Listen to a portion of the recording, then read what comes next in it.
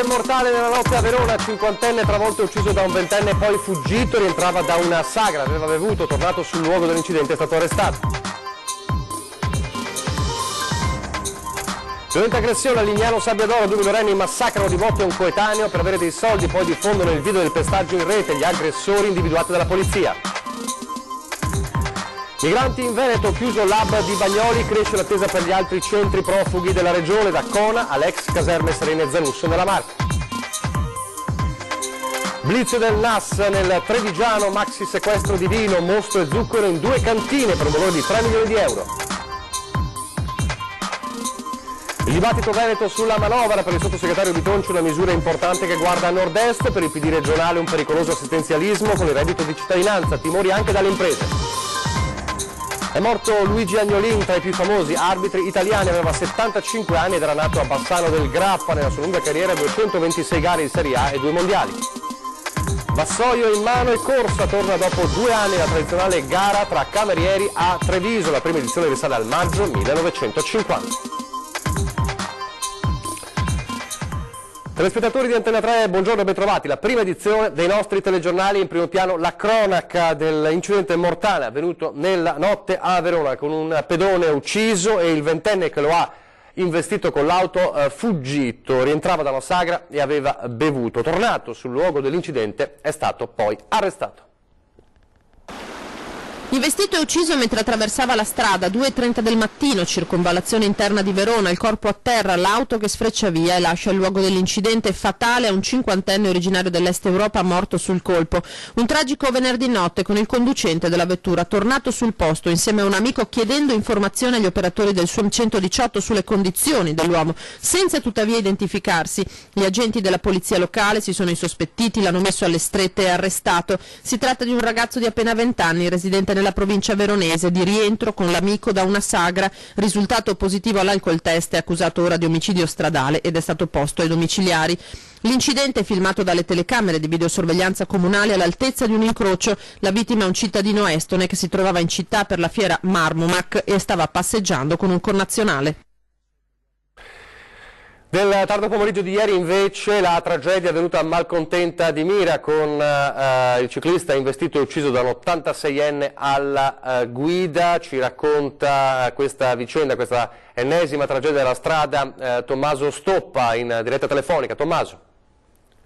Sì, buongiorno da Mira per gli aggiornamenti sull'incidente mortale di cui vi davamo conto ieri sera tra Malcontenta e Dogaletto. La vittima è Mirko Volpe, un impiegato 58enne di Gambarare, molto amato in paese.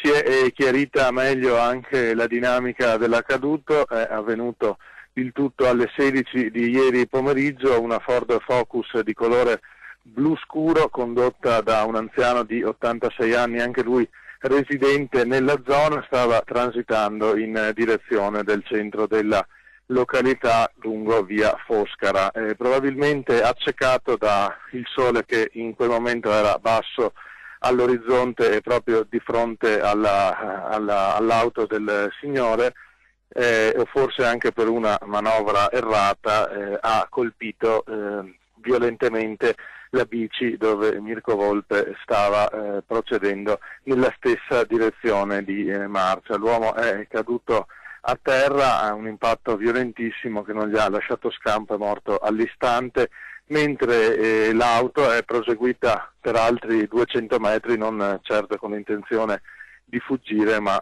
semplicemente perché l'anziano era sotto shock e ci ha messo qualche metro per poi girarsi e correre in direzione della vittima provando a prestargli soccorso, ma come dicevamo non c'era già più nulla da fare. Immediatamente sono arrivati anche l'ambulanza e i sanitari del SUEM che non hanno potuto far altro che constatare il decesso, e gli agenti della polizia municipale di Mira che hanno cominciato subito gli accertamenti. Contemporaneamente sono arrivati anche alcuni parenti di questo anziano 86enne che si trovava in stato di shock, è stato condotto all'ospedale dell'Angelo anche per gli accertamenti e gli esami del sangue che in questi casi sono obbligatori. È molto probabile per lui l'accusa di omicidio stradale. La strada è stata chiusa al traffico per quasi tutto il pomeriggio, molti residenti per rientrare a casa hanno dovuto fare un lungo giro lungo la Romea e chi si fermava lì a assistere a questo incidente parla di una strada molto pericolosa dove si erano già verificati episodi seppur non di questa gravità e chiedono al comune di Mira un intervento per metterla in sicurezza. Per il momento da qui da Mira è tutto. Grazie a Tommaso Stoppo. Una terribile vicenda che viene da Lignano Sabbiadoro con la storia di 2 minorenni che hanno massacrato di botte un coetaneo per costringerlo a consegnare loro tutti i soldi. Poi hanno ripreso la violenza postando poi il filmato sui social. La vittima è stata sottoposta a un intervento chirurgico alla mandibola giudicata guaribile in 30 giorni. Il pestaggio è accaduto nella notte tra il 15 e il 16 luglio scorso su una spiaggia di Lignano Sabbiadoro. I 2 aggressori sono stati dunque identificati dopo complesse indagini, ma anche grazie al video che avevano postato, avevano diffuso in rete. Avevano rubato al ragazzino circa 100 euro. Tra le frasi che avevano rivolto al ragazzo e che erano si sentivano bene anche nel filmato c'erano dammi i soldi, muoviti, ti uccido, quindi gravissime minacce e intimidazioni da parte di ragazzini minorenni che sono stati dunque individuati e denunciati. Adesso a Bagnoli di Sopra dovremmo avere in collegamento il nostro Filippo Fois. Da ieri la notizia del giorno, la chiusura di fatto del lab di Bagnoli di Sopra, del centro migranti, la assenza di profughi e la fine di un incubo, come l'ha chiamata il sindaco Roberto Mila. Siamo tornati ovviamente a Bagnoli, questa sera vedremo l'atmosfera del paese, ma intanto Filippo, raccontaci che aria si respira oggi a Bagnoli. Filippo, a te. Buongiorno, sì, buongiorno da Bagnoli di Sopra. C'è un'aria molto rilassata, sollevata, diciamo. L'annuncio ve l'abbiamo dato nel corso dei nostri telegiornali di ieri sera, è arrivato un po' a sorpresa perché è vero che qui a Bagnoli si era assistito a un progressivo svuotamento del lab e poi improvvisamente il sindaco ci ha telefonato per avvisarci che non era rimasto più nessuno, per cui in questo momento noi ci troviamo proprio di fronte all'ingresso della struttura nella quale ad aprile 2017 si contavano 1000 profughi all'incirca, che adesso è completamente libera. C'è una manifestazione da parte di alcuni residenti, ci sono anche alcuni esponenti politici, per esempio c'è l'assessore Roberto Marcato, al quale chiedo qual è il significato di questa sorta di sit-in, di happening che state facendo qua davanti. Ma fondamentalmente un brindisi al silenzio che c'è dentro la base. La base svuotata di Bagnoli è il più bel regalo che poteva farci Matteo Salvini, è il più bel regalo che poteva fare Matteo Salvini a questo territorio, al comitato che non ha mai mollato di un centimetro. Insomma, Salvini ha mantenuto le promesse, che è penso la caratteristica più importante per un politico. Ecco, qui c'è anche il senatore Ostellari. A 20 km di distanza da Bagnoli di Sopra c'è un'altra hub molto importante in Veneto, che è quella di Conetta. In questo caso la base non è ancora chiusa, ci potranno essere novità prossimamente? Ma può essere, per oggi noi dobbiamo registrare i primi passi. Il primo passo determina che cosa? Che qui a Bagnoli si è chiuso, si è mantenuta la promessa e Bagnoli quindi viene restituita alla propria gente. I richiedenti asilo che erano qui, dove sono andati? Ma questo credo che siano stati un po' distribuiti, ma erano talmente pochi ultimamente, e questo grazie a che cosa? All'azione del governo, del Ministero degli Interni, quindi del Ministro Salvini, che ha permesso di evitare i nuovi ingressi. Benissimo, per ora è tutto. Nicola, io ti restituisco la linea, naturalmente questa sera continueremo a trattare l'argomento e anche a far vedere le immagini di quello che è successo oggi qui.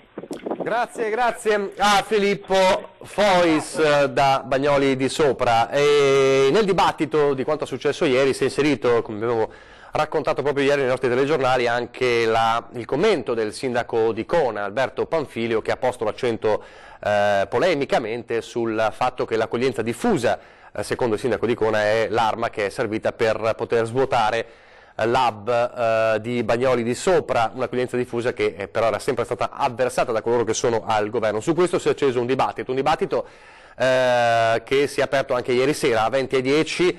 Ospiti erano il consigliere regionale della Lega Nord Alberto Villanova e Maria Rosa Barazza del Partito Democratico, che appunto ha sottolineato quanto aveva detto anche il sindaco di Como. Allora sentiamo le parole ieri sera dei nostri due ospiti di 2010 proprio sul tema migranti.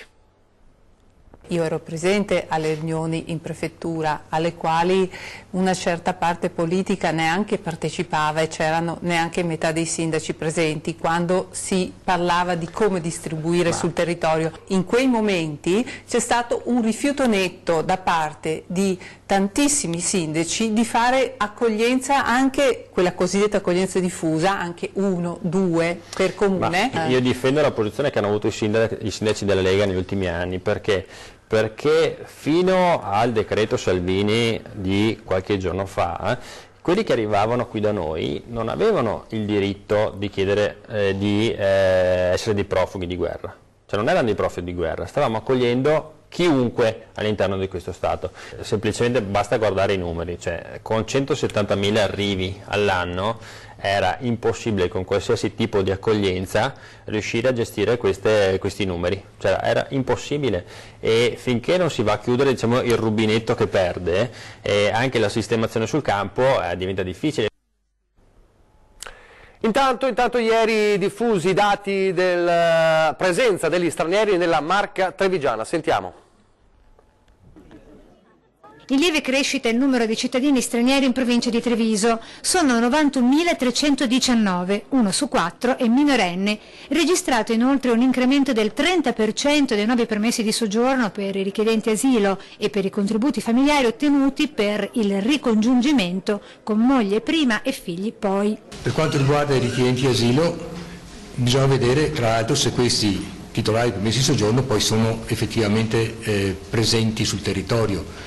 Per qualcuno la possibilità di poter muoversi nel territorio dell'Unione Europea è anche quella possibilità di andare a ricongiungersi con altre famiglie altrove. Più di 1 migliaio i contratti stipulati con i richiedenti asilo, dei quali 722 con lavoro a tempo determinato, profughi impiegati per lo più nei settori dell'agricoltura, industria, manifatturiero e servizi alberghieri, Pakistan, Nigeria, Senegal e Bangladesh, le loro nazioni di provenienza. Treviso non ha un'economia basata sulle alte professionalità, sulle alte manifatture, è un territorio dove si fanno lavori abbastanza ordinari, dove servono professionalità poco qualificate, e sono quei lavori dove appunto gli stranieri ci hanno aiutato a mandare avanti le imprese e che hanno accettato di fare, torno a ripetere, con dignità. Sono alcuni dei dati e numeri del 15° rapporto sulla presenza di cittadini stranieri nella Marca, riferito al 2017 e primi mesi del 2018, realizzato da CISL, Caritas, Veneto Lavoro,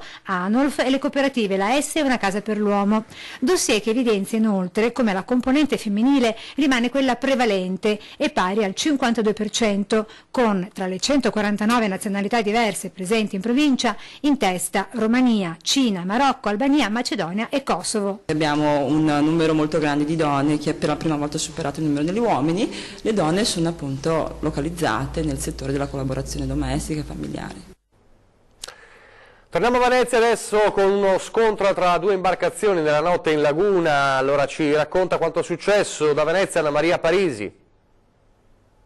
Sì, buongiorno da Venezia, dove c'è stato l'ennesimo incidente in laguna, è avvenuto nella tarda serata di ieri, con due imbarcazioni che si sono scontrate nel canale di San Lorenzo, ovvero nella laguna sud della città. Coinvolti nell'incidente 3 uomini intorno ai 40 anni, di cui uno è caduto in acqua e un altro ha riportato un grave trauma cranico. Sul posto intervenuti gli uomini della Capitaneria di Porto, Guardia Costiera di Venezia, con il personale sanitario 118, del SUEM 118 e i vigili del fuoco.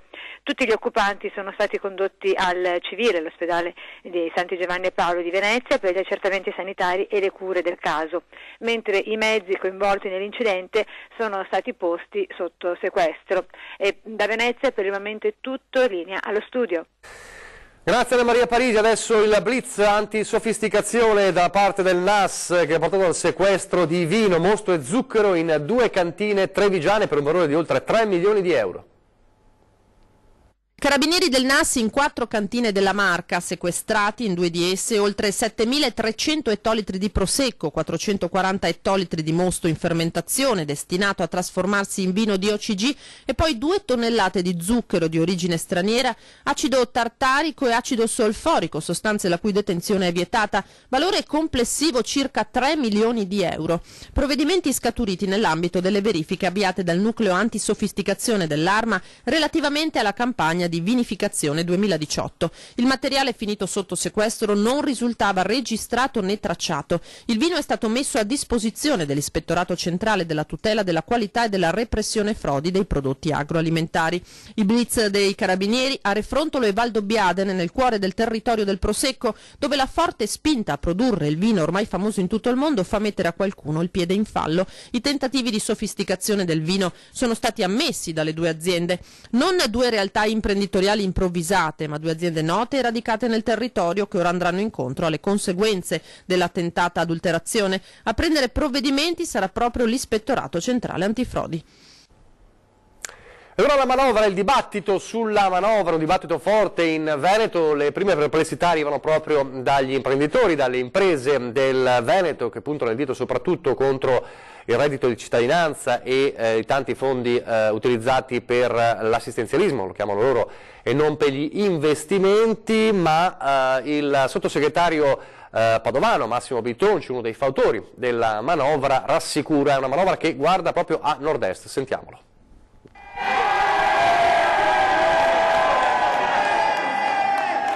Roma, Palazzo Chigi, ieri sera. I festeggiamenti del Movimento 5 Stelle dopo il via libera al documento di economia e finanza, con la scelta di puntare sull'innalzamento del debito dello Stato fino al 2,4%. Un numero che per i cittadini significa più capacità di spesa pubblica, ma anche maggiore indebitamento con gli investitori che chiedono più interessi a fronte di un prestito definito di maggior rischio rispetto ad altri Stati. Dopo gli anni di tagli e di inevitabile depressione economica, con quello che molti chiamano un azzardo, il governo scommette sul principio dei maggiori investimenti pubblici che generano lavoro e quindi capacità di spesa dei cittadini. Una scelta ribadita oggi dal sottosegretario al Ministero dell'Economia, il padovano Massimo Bitonci. Finalmente una manovra espansiva a favore dei cittadini, a favore delle imprese e anche che, devo dire, attraverso anche una parte del reddito di cittadinanza favorirà l'aumento dei consumi. Di sicuro le scelte fatte a debito puntano a rinvigorire la macchina produttiva, soprattutto della piccola impresa, vera colonna portante dell'economia veneta. Ci sarà questa flat tax per le imprese minori fino a 65.000 euro di volume d'affari, anche questa è un'agevolazione molto importante perché non c'è contabilità, non ci sarà l'IVA e quindi solamente la dichiarazione dei redditi e basta. E ancora la pace fiscale con tagli di interessi e more per chi ha contenziosi aperti. Infine provvedimenti sul reddito di cittadinanza e sulla reimodulazione della soglia pensionistica. Si sta lavorando su un'ipotesi 62-38 fissi e quindi non variabili. Oggi la risposta è in chiaro e scuro dei mercati. Il 15 ottobre quella ufficiale da Bruxelles. Anche qui il governo non si presenta timoroso, anzi.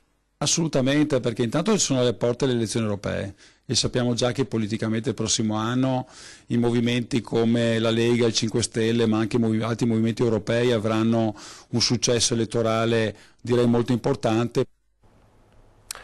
Critico invece già dalle prime ore il Partito Democratico del Veneto che dice con la manovra che si appresta a essere varata il governo aumenta il già abnorme debito pubblico italiano. Un debito, dice il segretario regionale Alessandro Bisatto, che resterà a carico delle regioni del nord e del Veneto per garantire il reddito di cittadinanza al sud.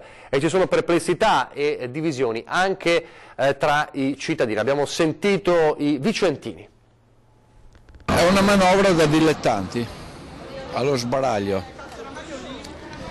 Speriamo che sappiano fare meglio di quelli che hanno sbagliato prima, ma ho dei fortissimi dubbi. Quindi è un po' preoccupato lei?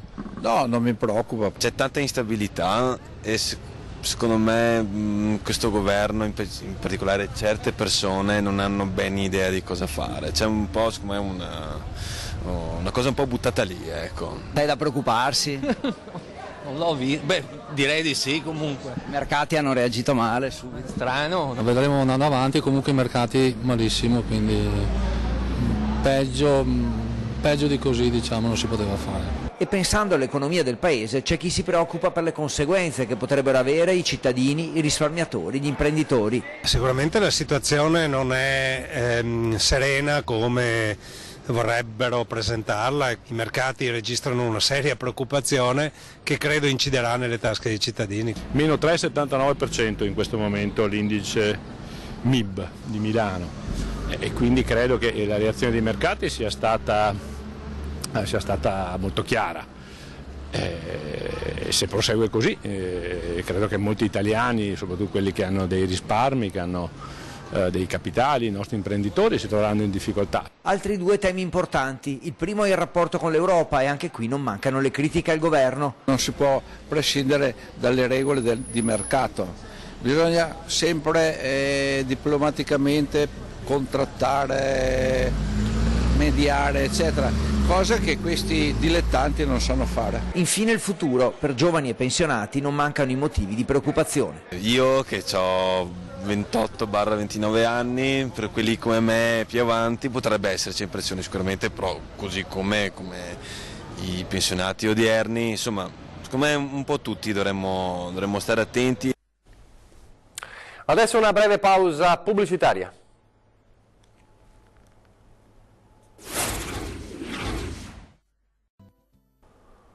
Rieccoci in studio in diretta, ripartiamo dalla cronaca. Ieri attorno alle 21 la squadra del soccorso alpino dell'Alpago è intervenuta nella zona del Cansiglio per due persone che, uscite per ascoltare i bramiti dei cervi, avevano perso l'orientamento nel bosco. Padre e figlio tredicenne di Tavagnacco, in provincia di Udine, avevano preso la macchina, in macchina la strada che costeggia il campo da golf fino alla vicina area picnic, da dove poi avevano proseguito a piedi inoltrandosi tra gli alberi. Quando però si erano accorti di non riuscire a tornare sul sentiero, avevano chiesto aiuto fornendo anche le coordinate del punto in cui si trovavano e i soccorritori sono riusciti a individuarli attorno alle 22:30.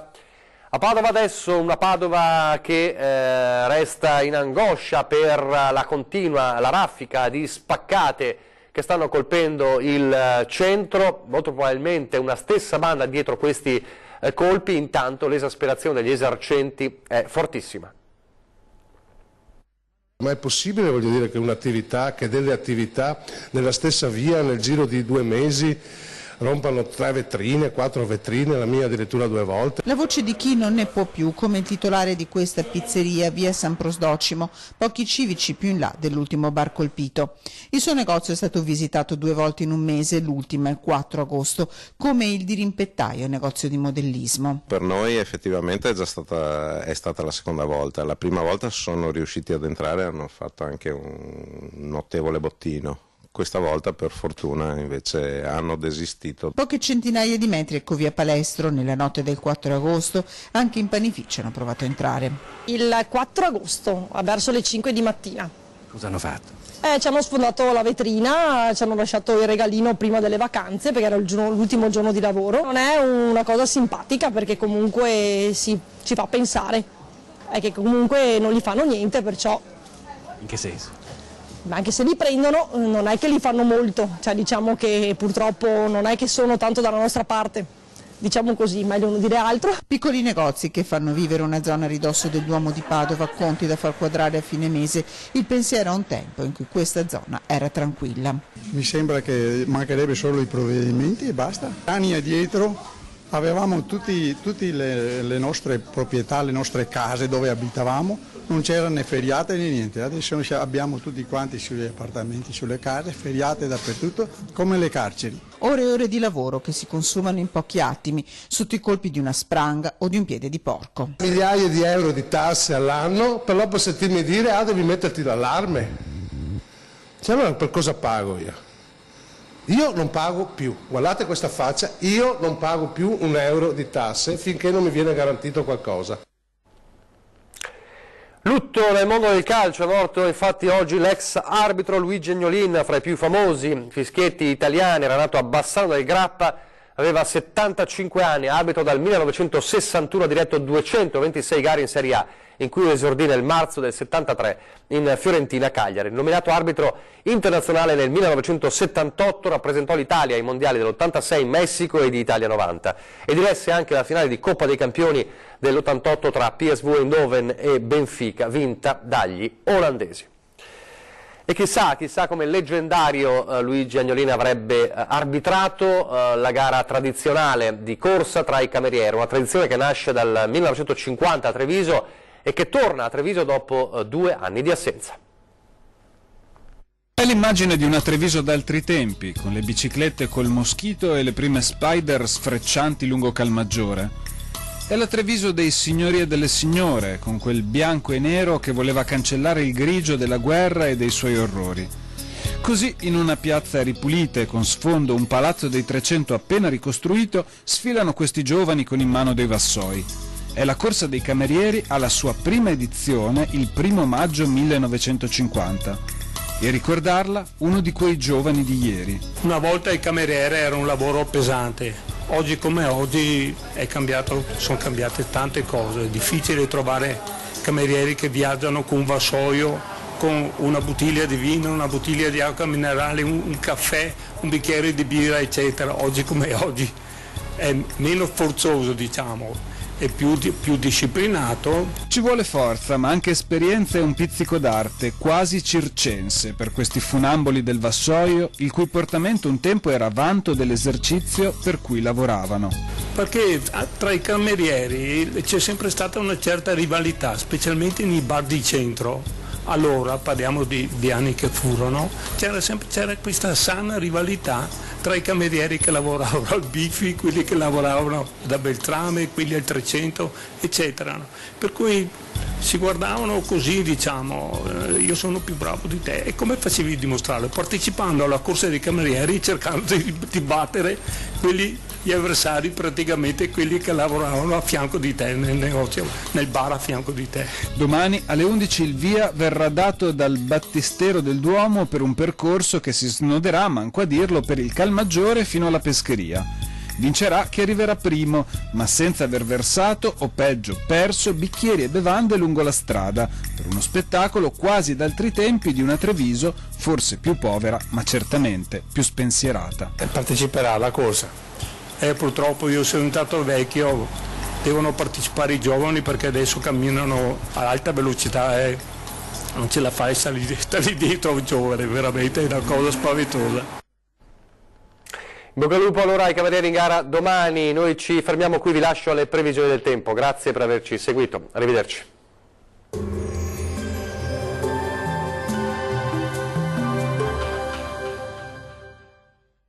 Ben ritrovati al meteo. Bel tempo sulle nostre regioni e temperature gradevoli. Ma vediamo il dettaglio di sabato 29 settembre. Sul Veneto, come detto, la giornata sarà caratterizzata dal bel tempo. Sulla nostra regione dunque sarà ampiamente soleggiato, con il cielo che sarà sereno o poco nuvoloso, salvo per innocui addensamenti sulle province occidentali. Temperature in leggero aumento, con minime comprese tra 12 e 16 gradi, massime oscillanti invece tra 21 e 24 gradi circa. Diamo ora uno sguardo al Friuli Venezia Giulia. Poche novità, anche sulla nostra regione dominerà il sole ovunque grazie alla presenza dell'alta pressione. Ampio soleggiamento dunque con cielo sereno o al massimo velato su tutti i settori. Non sono attese piogge. Temperature stazionarie con minime tra 10 e 15 gradi, massime comprese invece tra 21 e 23 gradi circa.